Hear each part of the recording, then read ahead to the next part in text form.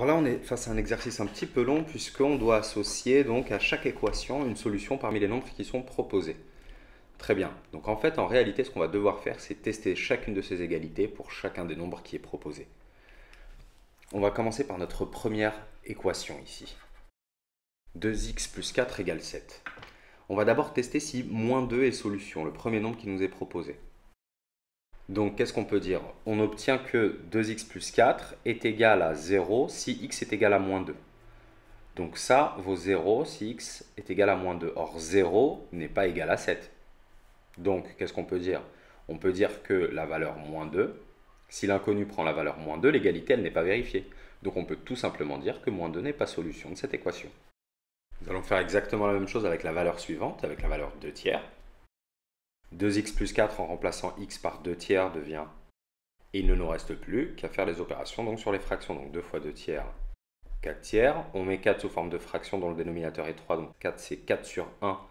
Donc en faisant x3 en haut et x3 en bas, on obtient 12 tiers, ce qui nous donne donc 16 tiers. Et 16 tiers est sous forme irréductible. La question c'est, est-ce que 16 tiers est égal à 7? Évidemment non, puisque 16 tiers est déjà sous forme irréductible. Donc on va pouvoir conclure que, évidemment, 2 tiers n'est pas solution de cette équation. On va enfin tester maintenant l'égalité pour x est égal à 3 demi. On peut simplifier les deux. Il nous reste donc 3 plus 4 et 3 plus 4 vaut 7. Donc, si on calcule ce membre de gauche pour x est égal à 3 demi, pour la valeur mystère ici est égale à 3 demi, eh bien, on obtient bien cette égalité-là, on obtient bien que ce truc-là vaut 7. Donc, on peut dire que 3 demi est bien solution de cette équation. Voilà. Et enfin, on va la tester pour x égale 5. Alors, pourquoi tester pour x égale 5? Parce que rien ne nous dit que 3 demi est la seule solution de cette équation-là. D'accord? Donc, pourquoi pas tester pour 5? On précisera donc que 3 demi est d'ailleurs une solution, je vais venir le caler ici, est une solution, je montre bien face à la caméra, c'est une solution de 2x plus 4 égale 7. Voilà. On va maintenant enchaîner donc avec 5.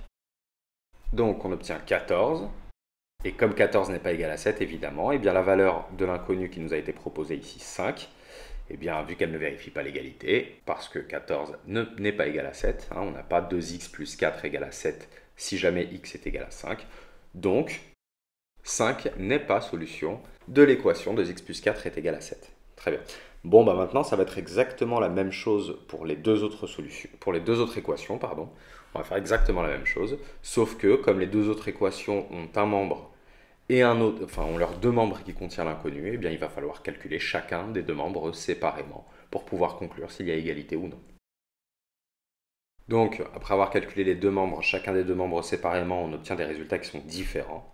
Donc l'égalité n'est pas vérifiée pour la valeur de l'inconnu, moins 2. Donc moins 2 n'est pas solution de l'équation.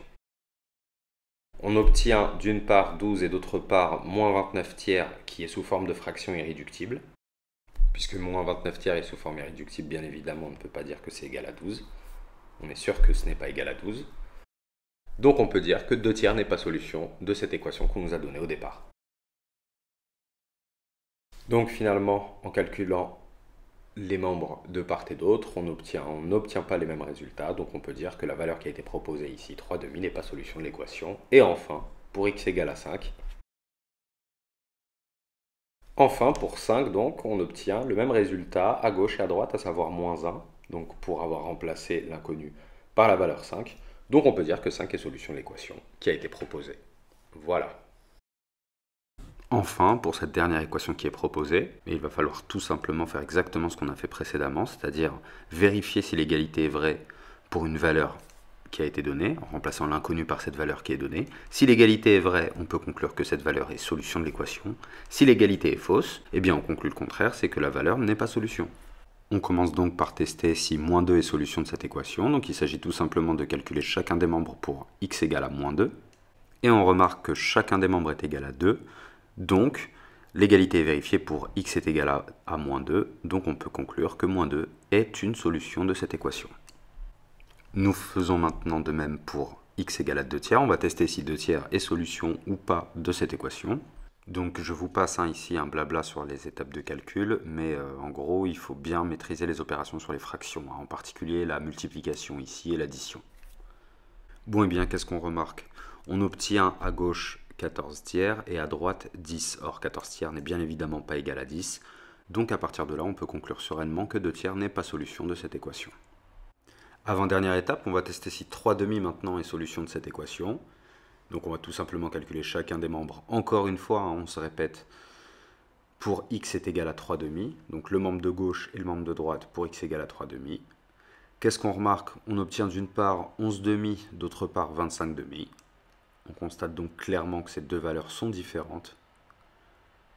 On peut donc conclure que 3 demi, effectivement, n'est pas solution de cette équation, tout simplement. Il nous reste maintenant la dernière étape, vérifier si 5 est solution de cette équation. On remplace donc l'inconnu par 5 dans le membre de gauche et dans le membre de droite. On obtient de part et d'autre 9 et 23, donc l'égalité n'est pas vérifiée, donc 5 n'est pas solution de l'équation. Voilà. Le mécanisme est systématiquement le même à chaque fois, on teste une égalité. Comme on l'a vu dans le cours, pour vérifier qu'un nombre donné est solution ou pas d'une équation donnée, eh bien on va remplacer l'inconnu de cette équation par cette valeur qui a été donnée. Si l'égalité est vraie, eh bien on peut dire que cette valeur est solution de l'équation. Si cette égalité n'est pas vraie, eh bien cette valeur n'est pas solution de l'équation, tout simplement.